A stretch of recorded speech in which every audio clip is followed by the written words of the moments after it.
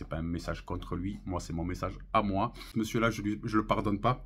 J'espère que la Guardia Civile va lui mettre bien comme il faut. Rebonjour, me revoilà par rapport à l'incident qu'il y a eu des propos racistes, xénophobes, insultant toute une religion, insultant notre ramadan, insultant l'équipe marocaine de football. Le Walid Regragui est sorti, nous a fait une sortie médiatique et a tenu des propos à ce sujet-là. Je vous les lis. Walid Regragui s'exprime sur l'incident survenu à l'hôtel en Espagne, où va se dérouler la rencontre Maroc-PS Pérou. Énormément de joueurs et de fans marocains ont parlé du racisme que nous avons subi. C'est un gamin de 20 ans, on ne va pas s'attarder sur ça dans notre religion. On nous apprend le pardon et on le pardonne. C'est les propos de M. Walid Regragui, ce n'est pas les miens. Le meilleur exemple à cette période de Ramadan est, de le pardonner. C'est des propos, mashallah, alhamdulillah, alhamdulillah, tabarakallah. Et lui comprendra ce qu'il pense des musulmans n'est pas la réalité. Voilà, la mentalité du coach est tout simplement remarquable. N'oublions pas que c'est un coach, c'est une personnalité publique, c'est un sélectionneur d'une équipe nationale de football. Je l'aime énormément, j'approuve et j'aime le travail qu'il fournit depuis qu'il est à la tête de la sélection marocaine.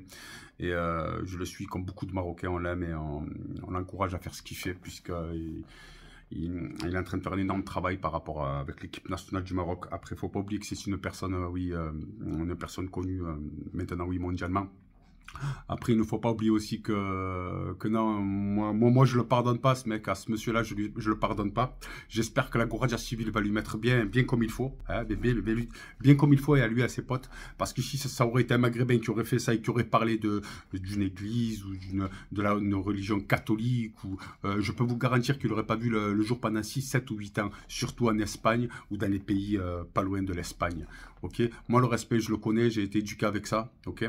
Et pour arriver à ce niveau-là, c'est vraiment, c'est pas un gamin, le monsieur, il sait ce qu'il fait. Il a posté cette photo, il a posté ses photos sur Instagram avec un arrobase équipe du Maroc, avec un arrobase Mowako. Alors ce monsieur-là, ce n'est pas un gamin, excusez-moi, messieurs, je comprends Walid et je suis entièrement avec ses propos de pardon, pas de problème. Mais moi non, je lui pardonnerai pas à ce monsieur-là. Il faut pas lui pardonner à ce monsieur-là. Il faut que la Guardia Civile lui donne ce qu'il mérite. Les lois aussi, parce que comme je vous ai dit, si ça aurait été une personne de confession musulmane, on aurait fouillé chez lui, chez ses parents, chez ses grands-parents, chez ses frères, chez ses soeurs, chez ses collègues, leur téléphone, on aurait tout fait. On aurait tout fait. Toute sa vie, il aurait dépouillé. Toute la vie de ce monsieur. Alors, il faut dépouiller toute la vie de ce monsieur-là et il faut lui donner ce qu'il mérite. Ainsi que les gens qui sont autour de lui dans la photo. Voilà. À part ça, oui, je lui pardonne pas, voilà, tout simplement, c'est aussi simple comme ça. Moi, je le pardonnerai jamais à ce monsieur-là.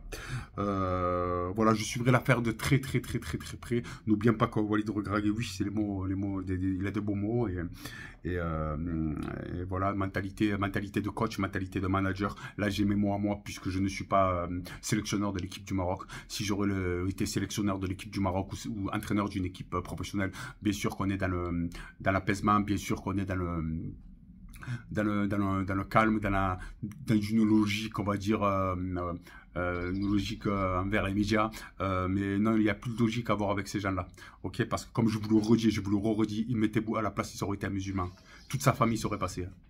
De son petit frère jusqu'à sa future descendance, ils auraient été surveillés.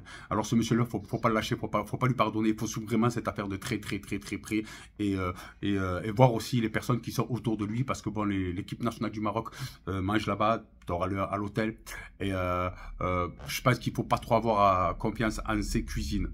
Ça manquait de respect à ce grand hôtel, mais moi, si j'aurais été sélectionneur, toutes les personnes qui sont sur la photo, ben, hop, de côté, sinon ne mange pas là-bas. Et de toute façon, quoi qu'il en soit, si moi j'aurais été sélectionneur, que je ne suis pas, alors que je respecte énormément M. Walid, c'est pas un message contre lui, moi c'est mon message à moi, qu'on soit clair.